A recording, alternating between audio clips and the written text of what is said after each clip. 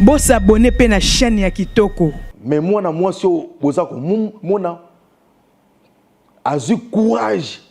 ya kokose la prophète Konde makambu pona kololoba ke prophète Konde aza rwandais. Boss abonné pe na chaîne ya Kitoko. Ngai nde princesse Mobutu Makumu tatu na lobi pasteur Konde azalai camarade ya Kabila le père bazaki ne na zamba ti babimi ake braza abani ko samba na bima après aluke loko moko ami se déguiser pa kota nango Kongo atie église ya Liloba. Boss abonné pe na chaîne ya Kitoko. Na temps oyo mboka to luka kimia to luka to silisa guerre na ba rwandais batu na soloka au chef d'état to la te oyo ngana bino to bunda pona ko sensibiliser congolais nyonso ba jeune to soutenir FRDC ba wazalendo na biso mais ye aza koloba n'importe quoi et puis to tika eboyi. Boss abonné pe na chaîne ya Kitoko. Konde nenga zana za rwandais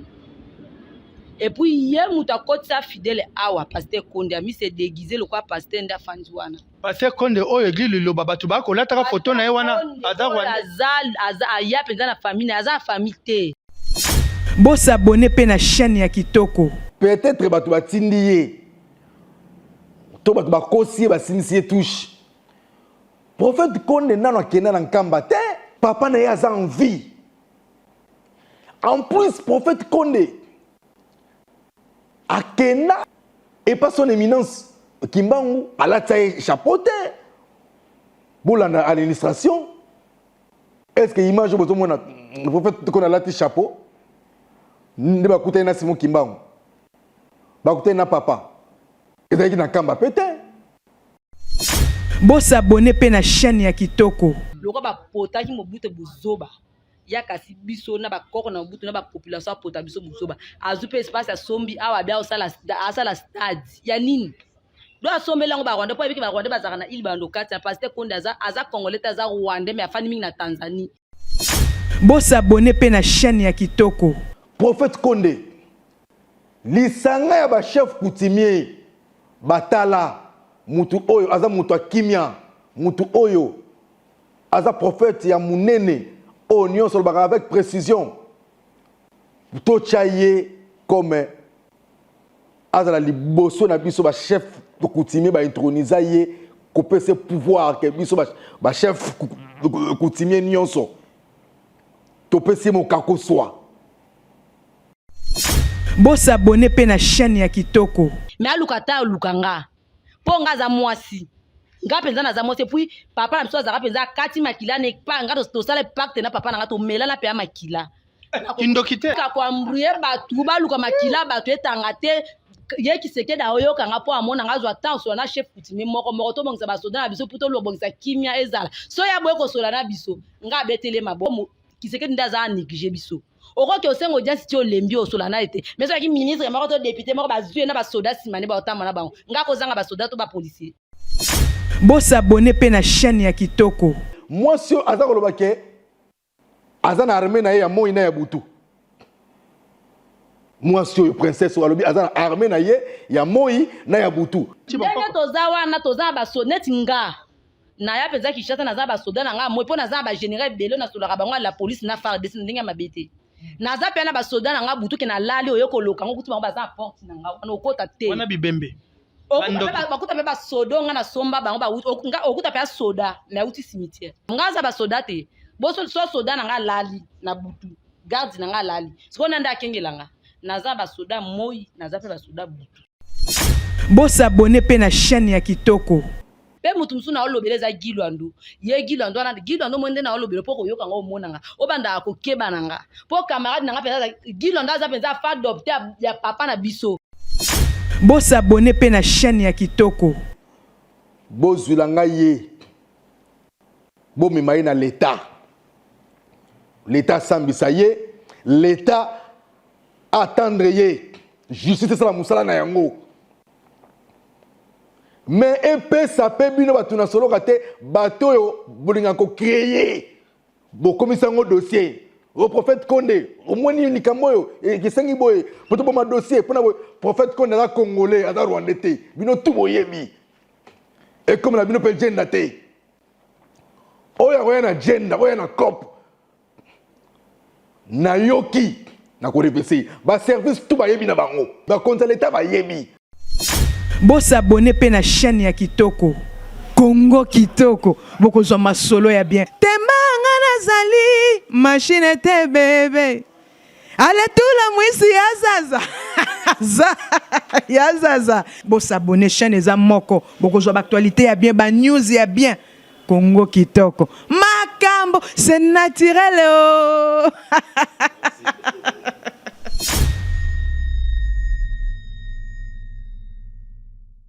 Mbote na bino Kinshasa, Brazzaville,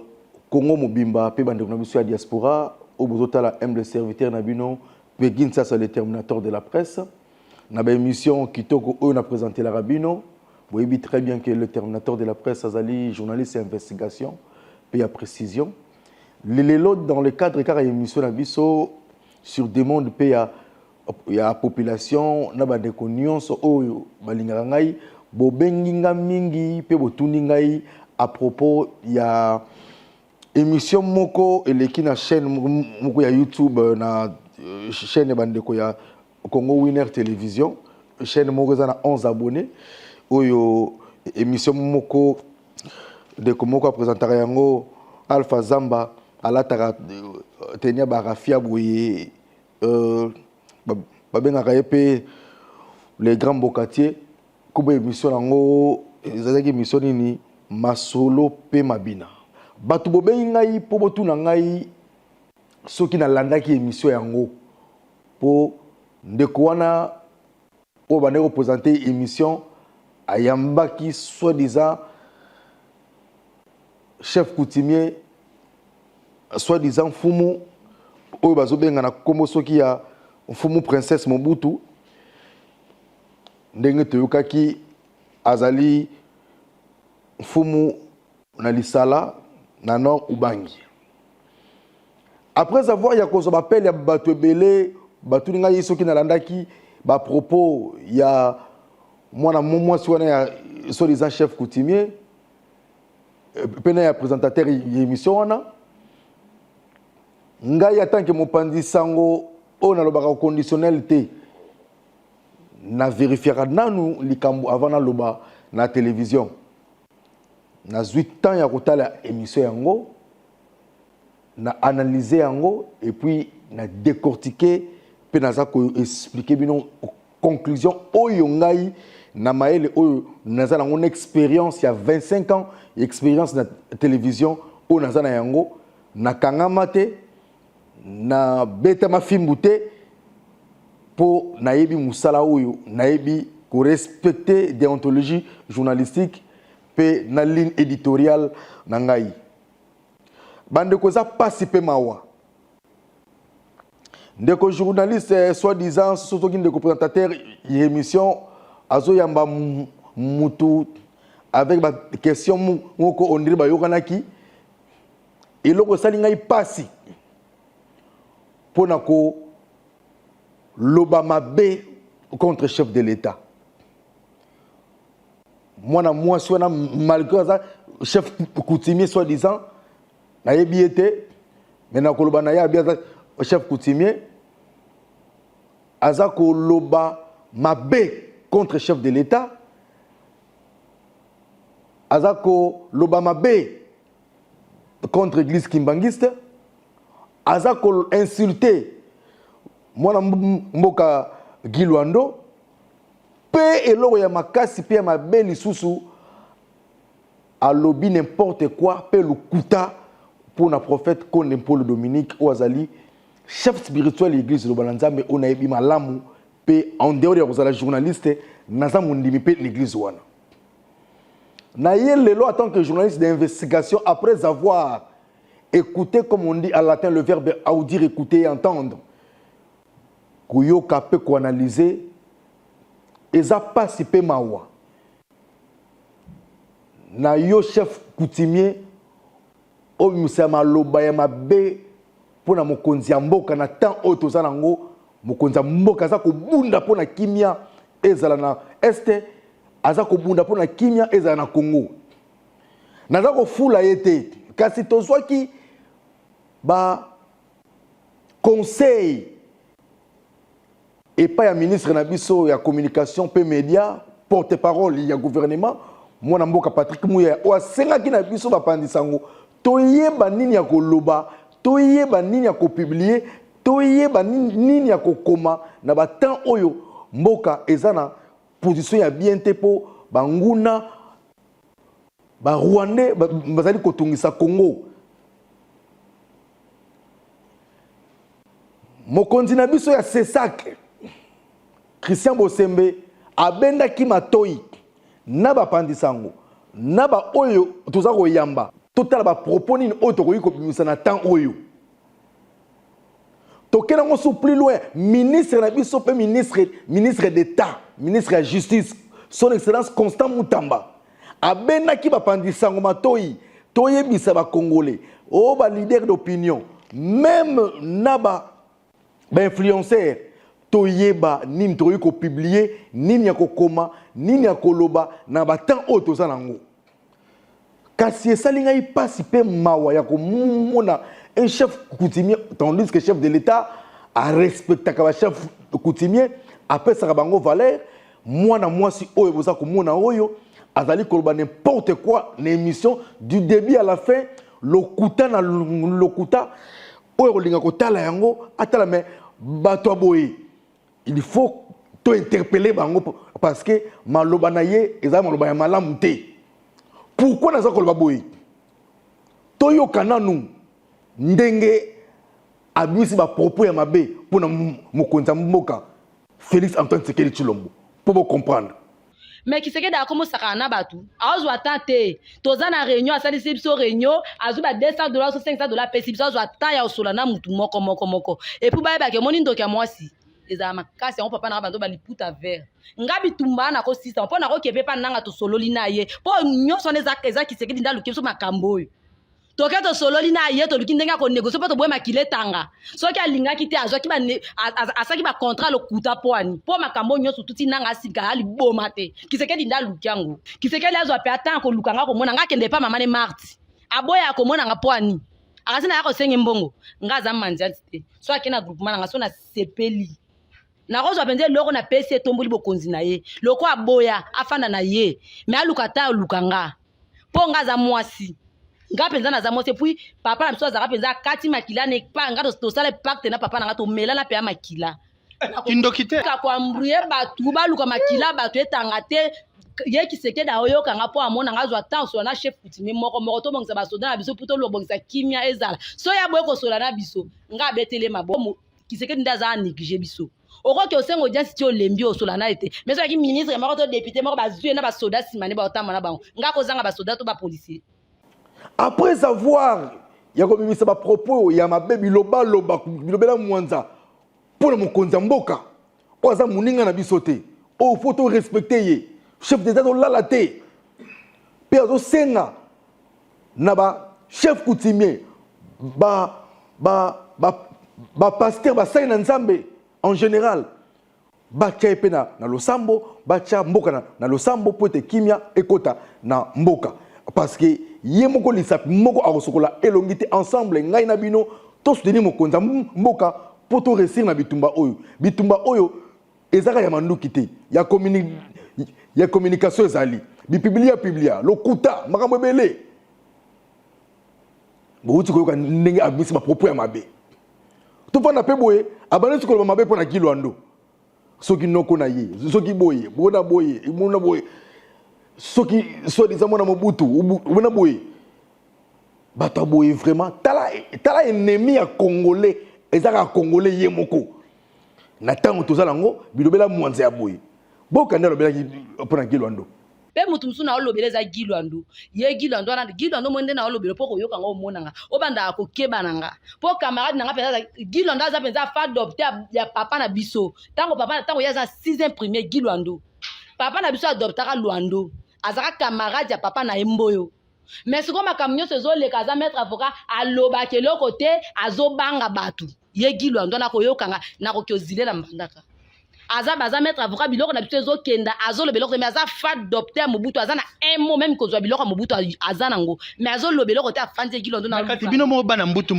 nzanga ki ateki tokomona bato tokokangi ye docteur Egilondo na olobela ye aza fa docteur Mobutu ke ndenge aza kolobaka eloko mo na zwanga kozwa ngo parce que na 6e primaire azwaka epolele aza fa docteur alobaka eloko te mbongo nesaka ba musicien kobenga anga te Egilondo kotinda anga pe mbongo te pona bike kotindela nga su mbongo te na ndimi mais ofandi na zolobe eloko te nzoko za pe na droit kozwa te eloko moko amunene olibongo ni na Mobutu ozwango po za fa adopter na ye olobaka eloko te ofandi ka wana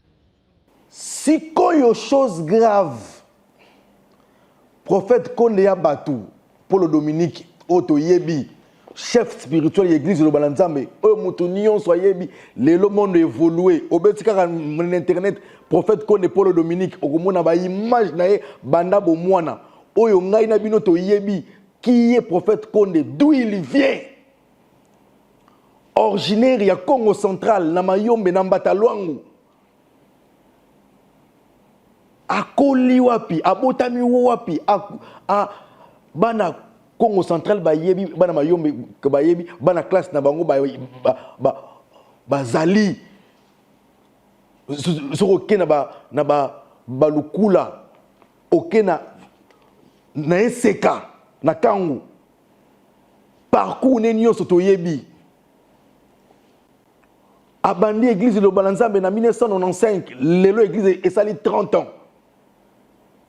aucun jour azala politicien aucun jour azala soldat mais moi sio bozako mona azu courage ya kokosela prophète Konde makambu pona kololoba ke prophète Konde aza rwandais prophète Konde à côté de Brazzaville, prophète Konde à Solana Kagame, prophète Konde à la famille, à lobby n'importe quoi. Nathan Oyo. Pour na koluka nini. Et puis tu as bien église de Balanza mais ali église Oyo étant du stade sans publicité, sans banderole, sans affiche. Bandimi église de Balanza mais basangana. Basombi esika nansele 11 hectares pour na koluka kotonga mega church ya munene pour ete ba culte ya minene esala makakuna pour ete ba sainte célébration munene esala makakuna chef coutumier soki mfumu princesse aloba n'importe quoi pona esika wana que prophète Konde alinga bando bomba ba Rwandais. Mais na tcheba autorité en mboka, ba service en témoin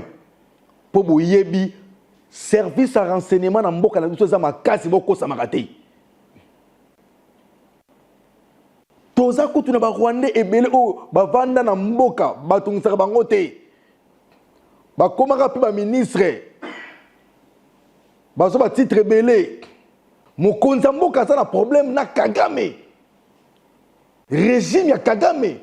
oyo nyokoli Congo et nyokoli mboka na biso pendant combien de temps boyebi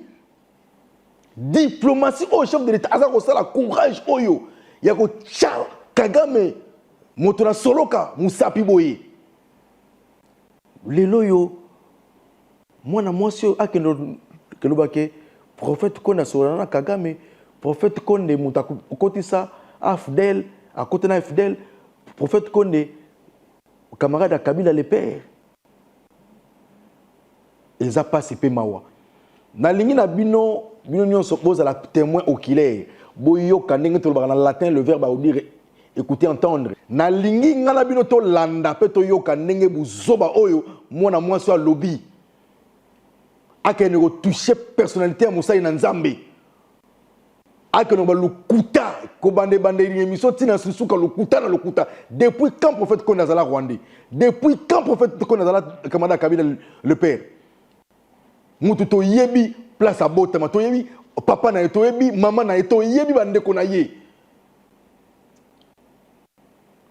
Parmi basala nzamba minene na Congo, pe na monde faut compter prophète Konde Paul Dominique. Ah, pour nayebi que na doctrine église le bananzambe. Pena loyembo mo balobaka toute tribu, toute nation, prophète Kondazali azara congolais, prophète Kondaza angolais,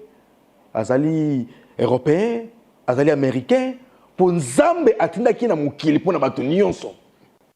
C'est un envoyé de Dieu, je confirme, avec force et avec agressivité. Mais bon, pour comprendre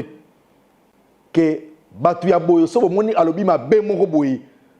Bo mi se ngote bo interpeller aya na ba preuve tangible pour maloba na ye ekoyi ko blesser batu bele ekoyi ko troubler batu mitu na temps oyo mboka to luka kimia to luka to silisa guerre na ba Rwandais batu na soloka au chef d'état to la te. Oyo ngana bilo tozo bunda pour ko sensibiliser congolais nyonso ba jeune to soutenir FRDC ba wazalendo na biso mais yé aza koloba n'importe quoi et puis to tikaye boy na tie ba service nyonso témoin ministre na biso ya justice Constant Mutamba son excellence tala buzoba oyo lingaka te ministre na biso ya communication et média Patrick Mouya tala buzoba oyo lingaka te président na biso ya CESAC suite ya bilobela mwanze ya bato ya boyi na représentateur na invité bato mbika bato ya bitupasi bato boyi bilobela mwanza na muto a publié na muto a yambi na ba titre ya lokuta ya muto TV na biso baby mutu nyonso la mukile lelo na tango journaliste pour yamba mutu nyonso sans conducteur, sans cahier de charge.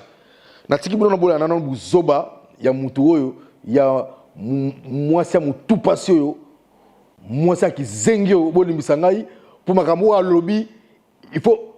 même kutu même ki zengi ko ba kutu boyete bolimbisa nga pour na terme parce que je suis en colère parce que na temps oyo mboka tout ça concentré pour na bitumba est totala ndenge nini kimia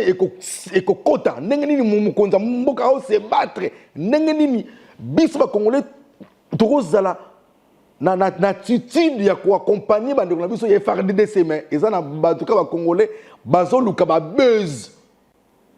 au chef de l'état ya mbanga soka ya mingaite le chef de l'état alukanga fachi alukanga fachi muninga na yo bolanda élément oyo sous suite émission parce que na décortiquer yango pour na ko sunga bino pour na ko lakita bino buzoba ya mutu oyo asali émission oyo pour na luka ba base to pour na nini ba cha ekana mboka to ndenge nini bolanda s'il vous plaît Bandeko balandi tokota na moke église etali pasteur Konde Liloba pasteur oyo tokomona pasteur Konde église Liloba mais kuna tokomona te pasteur Konde kotale boye à Libé congolais mais tokomona na ngambo bato msu bazo bakenote pasteur Konde azalaki soda azalaki mopaya banda koya ya wana kotana kotunda bana membre vérité baloba ya Libé belo lenge bon ngai nde princesse Mobutu makumu tatu na lobi pasteur Konde azalaki camarade ya Kabila le père bazaki ne na zamba ti babimi ake braza abani ko samba na bima après aluke loko moko ami se déguiser pa kota nango Congo atie église ya Liloba Konde nenga zana za Rwandais et puis hier muta kotisa fidèle awa pasteur Konde ami se déguiser le quoi pasteur nda fanzwana pasteur Konde oyo église Liloba batu ba ko lataka photo na ye wana aza Rwandais aza ya penza na famille aza famille te aza Rwandais aza Rwandais mais akola na Katanga awa nengomba Kinshasa pasteur Konde azabe na famille aza famille te famille sto lo bazokosa aza ni na mwana mwasi aza ni abotana ete pasteur Konde aza camarade ya Kabila le père nde basalaki loko na baoluka ndeni bakota na kuko aye Brazzaville aza osamba na bima azwi mwasi na zakane na ndaku na ye après azwi asale loko moko ami se déguiser pa kota nango aza Rwandais aza kofana bina do azaki camarade ya Kabila le père ndenge aza wana asolana Kagame bien ne boluka ba rebelle ya solana Kagame bien ndenge akenda ba tourner ne solana Kagame bien azwi pe aza pe na courage poto tikela bango mboko loko ba potaki Mobutu buzoba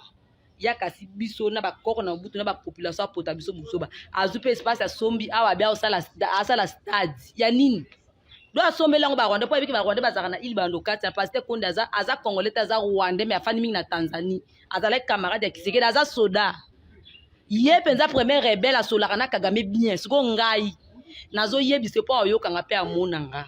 nga na ozila ye lokwa ya mise degiza aya kokotsa ba nyamulenge ba kadogo awa nga kende epana ye na ndaku na ye na place aliaka na butu to na mo kenda moto bena kenda lokwa ya mise degiza nga pe na mise degiza na kenda kuna ne pa na 7e nuit na place aliaka na place alala kale place sa makambo yoso to sunga ye po Kongo mo mamonda te bala mobutu bazoba ba kongo mobutu bazoba siko to omona kizoba na biso soki ye lokwa asolaka na Kagame bien asomba espace bati ya drapeau Rwanda awe pepata journée mo banda tongo ti butunga na mona kwa sababu oza kondimete pasteur Konde alibe Kongo te mais kombo na Konde wana ozoma te za kombo ba congolais papa ezelo ko Kongo mingi ezalaka Konde intel omoninga nako uta na Kongo na ke Brazzaville na pesi komo musu na fandi kuna zui famille na koti ye penza za na photo eze pana yake nda pasi moki mango azui na chapeau loko latia boko na mboka na bango za chef Kutimi kete makambo eko bima wa vérité menga na ko kotaka be kati binge et surtout na ko vana mingi makambo etale église li loba ya pasteur Konde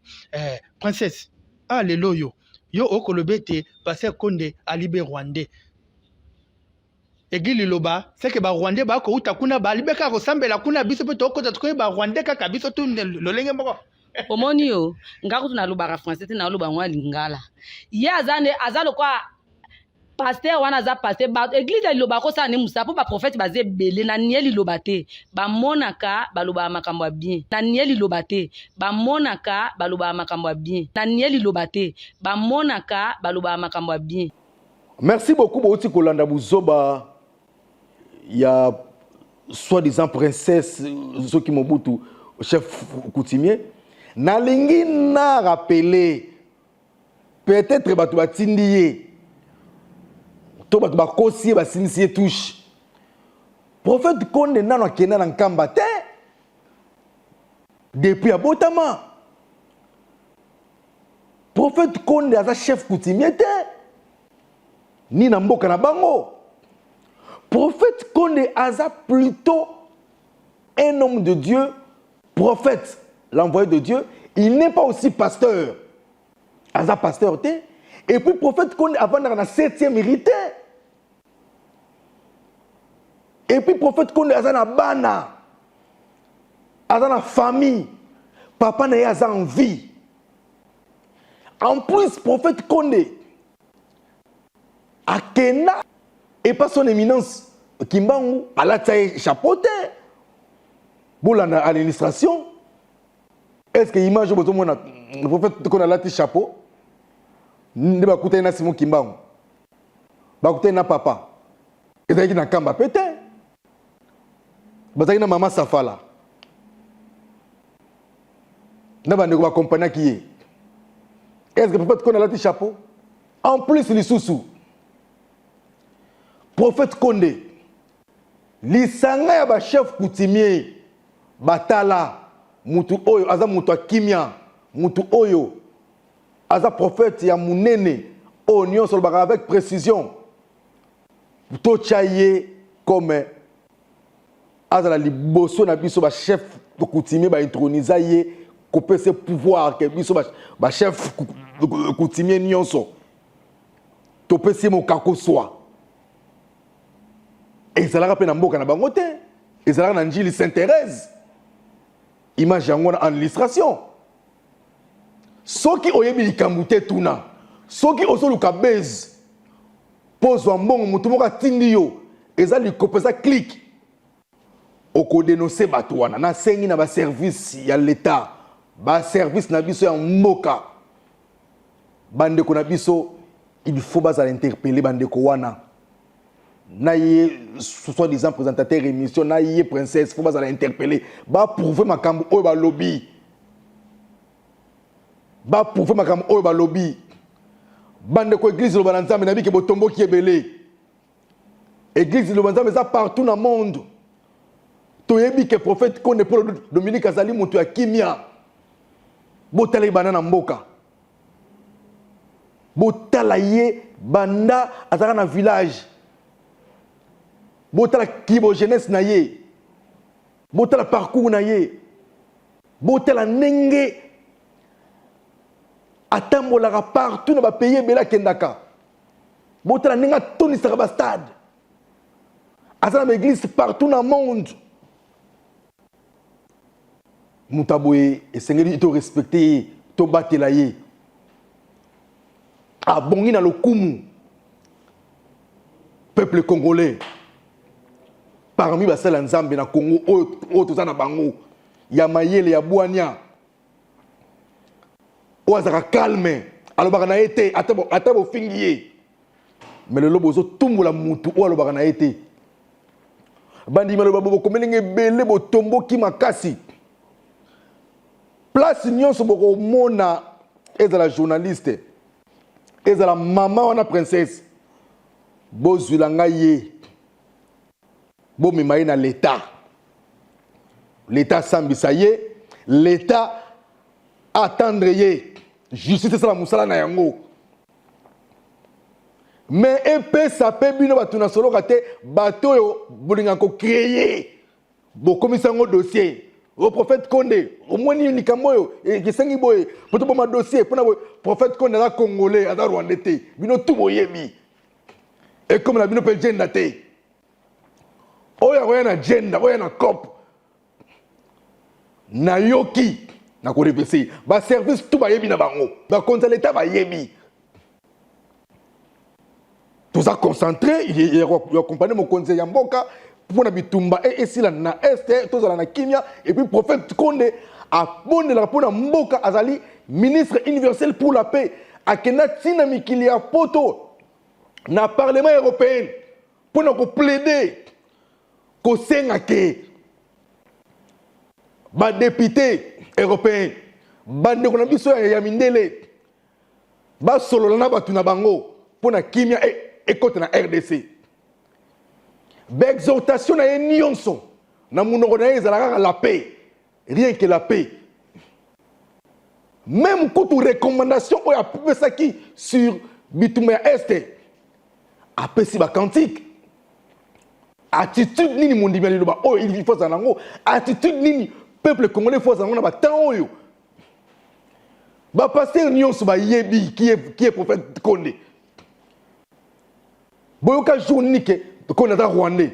ezala barrière parent na ye jour nini mama Marceline Safala mama moko motema malamu boboto kimia moko mama wana akoma nango mais mama bato pa vandaka kimia alobaka na ye te aza mpe na libota aza mpe na famille amona mwasi moko boye azofinga mobali na ye azokosa mpona mobali na ye mpona kodimine mobali na ye mpe mpona koloba n'importe quoi bomona ngo sa bien moto aza na famille aza na baeglise partout na monde église eza na monde entier na Stade des Martyrs bomonaka baplein esalamaka na Brazzaville bomonaka baplein esalamaka ake kaka na Angola awa kaka un vendredi kutu atondisi plus de 3 avenues mobimba en tournée pastorale baservice nyonso bayebi bana batéléphone banuméro ya prophète Konde bayoki kovérifier soki prophète Konde asolaka na Kagame po kombo ya Kagame eza pe lokola kombo ya Satan Kagame c'est un sorcier oyo alingi bacongolais te mais lelo tozwi grâce nzambe atindeli biso président oyo ayebi nzambe président oyo ayebi valeur ya basali na nzambe oyo maintes fois prophète Konde abondelaka mpona ye chaque fois mpona kimia eza na mboka na Afrique mpe na monde entier. Je peux dire aujourd'hui prophète Konde n'est pas seulement congolais mais c'est un prophète de Dieu oyo nzambe atindeli biso mokili mpona kotia kimia na monde entier mais origine na ye toyebi yango. Il est du Congo central, Konde Paul Dominique. Nambata Luangu. Ba image boyebi. Alors yenge zo la minga kolobeli minu ngai mbanga pasi. Bola na portrait oyo ya prophète Konde Paul Dominique. Si réellement za rwandais, si réellement za congolais té. Boyo kapé bolanda ba originalité na ye. Boyo kapé bolanda na sengi na bandimi ya liloba boze belé partout. Vous partagez l'émission Oyo. L'église Liloba Nanzambe vous présente cet homme de Dieu initiateur de plusieurs œuvres sociales et scientifiques. Qui est le prophète Condé Dominique? Fondateur de l'association internationale Liloba Nanzambe. Une association à but non lucratif fondée en 1995 pour préserver, maintenir et protéger l'humanité dans son ensemble, y compris les animaux. Auteur, prophète, philanthrope et fondateur de la religion de Liloba Nanzambe, il est né à Mbatambenji, dans le Mayombe, dans la province du Congo central, en République démocratique du Congo. Sa longue route entreprenante commença à un âge précoce, sous l'encadrement de ses parents et une famille reconnue pour sa générosité. Mais à l'origine de ses études dans une école missionnaire, le jeune enfant, poussé par une curiosité de comprendre l'énigme de la grotte de Lourdes, s'est servi du chapelet et du Nouveau Testament s'isolant de ses camarades. Pourtant, tout ceci était bien au-dessus de sa compréhension. Cependant, ses premières années furent loin d'être consacrées exclusivement à la lecture et aux études. Lorsque les perturbations surviennent dans son village à l'aube de l'indépendance, le jeune Condé surprend les habitants de son petit village par des initiatives de réconciliation entre les familles en conflit. Son plus grand geste, c'est la pêche de poissons dans la rivière Lubouzi, qu'il distribue après à toute la communauté de son village. C'est ainsi qu'il réalisa ses premières actions d'homme de paix. Adolescent, curieux de tout, dans tout ce qui était alors aux alentours de lui, il devint rapidement l'ami de pères religieux de son école, pendant qu'il poursuivait ses études normales tout en s'intéressant aux personnes démunies. Néanmoins, ce qui particularisaait vraiment le jeune comte Mpolo Dominique était son insatiable curiosité alliée à un désir inné d'améliorer la condition de la vie humaine. Lorsqu'il débarque à Kinshasa, l'homme ne lâche pas prise dans sa quête pour l'amélioration des conditions de la vie sociale. Quelques années plus tard, il fonde l'association internationale Liloba Nanzambe. Ce qui a fait sa grandeur d'âme, c'est sa consécration et son dévouement pour les actions humanitaires. Le rapprochement de peuples, l'encadrement et la prise en charge totale des enfants dits sorciers, ayant élu domicile dans les rues. Bref, un homme plein d'amour envers ses contemporains et disposé pour les opprimer. Son intégrité morale est justifiée par la congratulation de la part des associations, tant nationales qu'internationales, avec plusieurs diplômes des mérites. À titre d'exemple, il est médaillé d'or du mérite civique décerné par la présidente de la République pour des meilleurs et loyaux services rendus, ainsi que des actes de courage et des dévouements exceptionnels accomplis dans l'intérêt de la nation congolaise. Ses domaines d'intervention : assainissement, social, santé, agriculture, protection de l'environnement, éducation, et j'en passe. Ce que le prophète entend par assainissement, malgré le nombre important d'associations dont la capitale et toutes les merveilles apparentes que la nature offre à notre pays, le prophète Condé Mpolo Dominique constata que l'insalubrité dans le milieu urbain avait transformé certains endroits, dégradant ainsi la vie dans ces agglomérations. En l'an 2000, sans aucun financement extérieur, il se lance dans une campagne d'assainissement des lieux publics à Kinshasa. Il va étendre une année plus tard l'assainissement en province chaque samedi. De point de vue social, pendant l'assainissement au stade Tata Raphaël en l'an 2000, le prophète Condé Mpolo Dominique découvre dans la foulée un groupe d'enfants qui y vivent dans les conditions infrahumaines. Après un bref entretien avec ces derniers, ils finissent par révéler l'immobile de l'abandon de leur famille, puisqu'accusés de sorcellerie par les églises de leurs parents.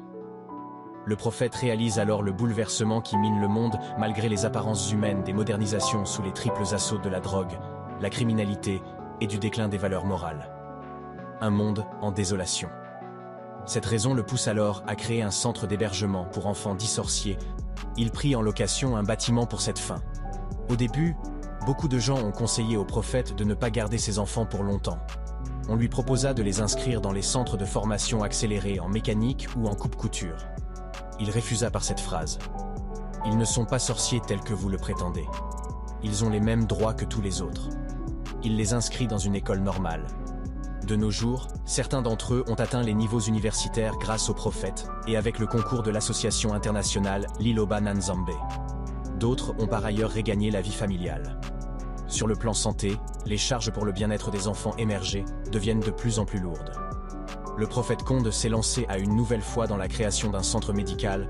Présentement, l'association internationale Liloba Nanzambe compte 3 centres médicaux dans la capitale congolaise. Le centre de Matete, celui des Kimbatseke et des Maluku. Cette initiative a permis au prophète de résoudre tant soit peu la problématique de soins médicaux de ses enfants devenus siens, par rapport à l'agriculture.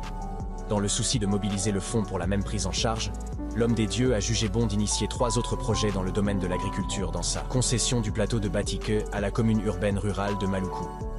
La MONUSCO lui est venue en aide lors de la saison agricole 2007-2008. Quant à la protection des animaux, le prophète Conde de Mpolo Dominique est le premier à avoir introduit un principe biblique de l'enseignement sur la protection des êtres vivants. Principe selon lesquels l'homme et les animaux sont tous égaux et ont droit à la sauvegarde. Dans ses enseignements, il sensibilise les gens à ne pas tenter une seule fois de mettre fin à la vie de l'espèce animale. Il recommande aussi de protéger l'environnement par l'assainissement et à y planter une végétation.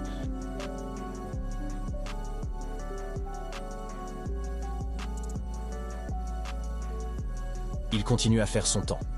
Il s'érige en modèle. Conde Mpolo. Dominique s'est battu depuis son enfance jusqu'à nos jours au nom de l'humanité. Il est vrai que ce monde est confronté à une crise morale, économique et de plusieurs ordres, comme jamais dans l'histoire humaine. Il est également vrai que les statistiques annuelles ne nous promettent que des lendemains encore incertains. Cependant, malgré tous ces défauts, les sentiments dirigés de l'homme pour son semblable, a déclaré le prophète, n'en reste pas moins que la créature divine demeure fondamentalement bonne. Et d'ajouter, peu importe c'est pourquoi l'homme lutte dans le cadre de son travail ou ses activités, le bien que l'homme fait l'emporte sur le mal, dit le prophète. Le prophète Conde Dominique est un visionnaire qui se trouve à la page de la mondialisation. À travers lui, l'Église se place dans la logique des bancarisations. À l'Église Liloba, 840 serviteurs de Dieu trouvent leur compte dans ces systèmes financiers pour un but simple, le soutien aux efforts du gouvernement dans la reconstruction du pays. Parmi les nombreuses initiatives entreprises par le prophète pour l'expansion de l'œuvre des dieux dans le monde, il faut notamment compter l'aménagement des lieux d'affermissement au niveau tant national qu'international. Sans toutefois revenir sur les matinées scientifiques ou les œuvres sociales, comment dire et comment ne pas parler de ses mérites, de ses distinctions consacrées par tant d'organisations, comme à l'instar du ministre universel pour la paix. Voilà la raison pour laquelle, dans ses nombreux voyages à travers le monde, cet homme des dieux s'est dit toujours en quête de peuples autochtones.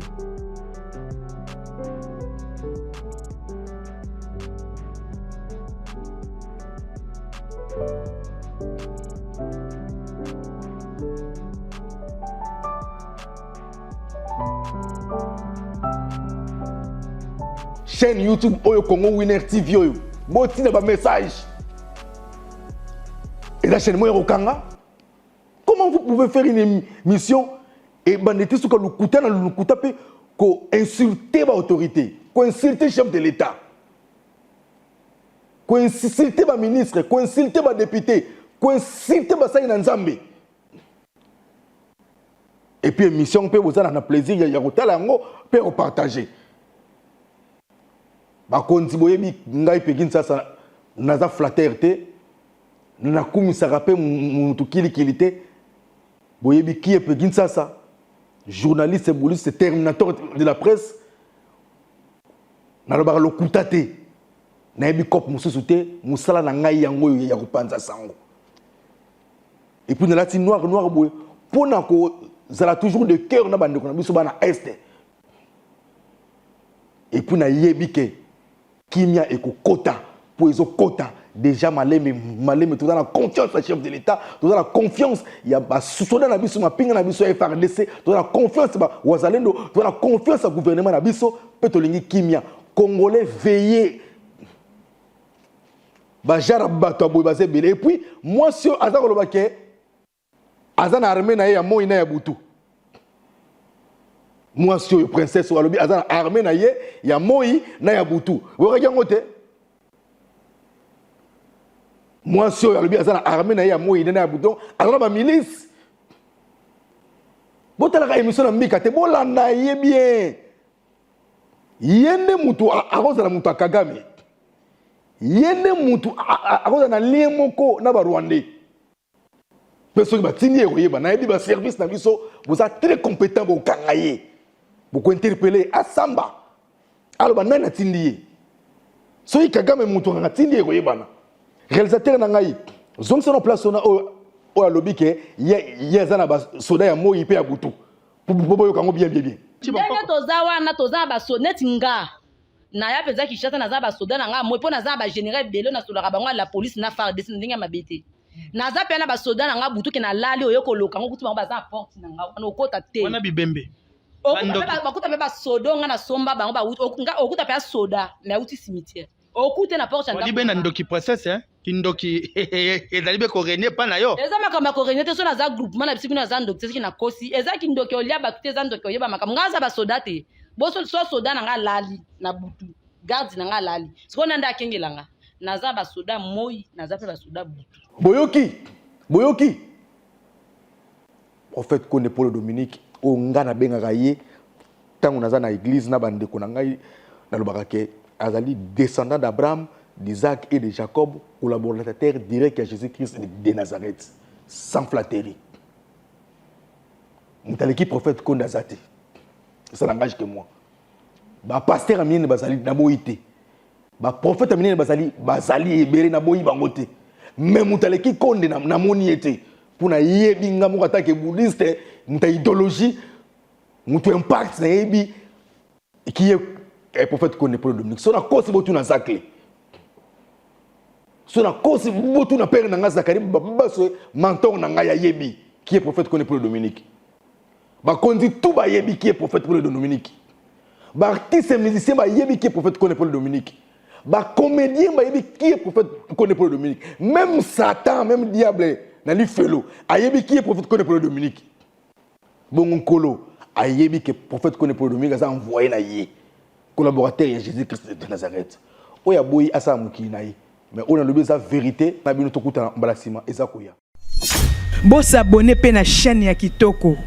Congo Kitoko. Boko zo masolo ya bien. Temanga nazali machine te bébé. Ale tout la mwisi ya zaza. Ya zaza. Bo s'abonner chaîne eza moko. Boko zo actualité ya bien, ba news ya bien. Congo Kitoko. Makambo, c'est naturel oh.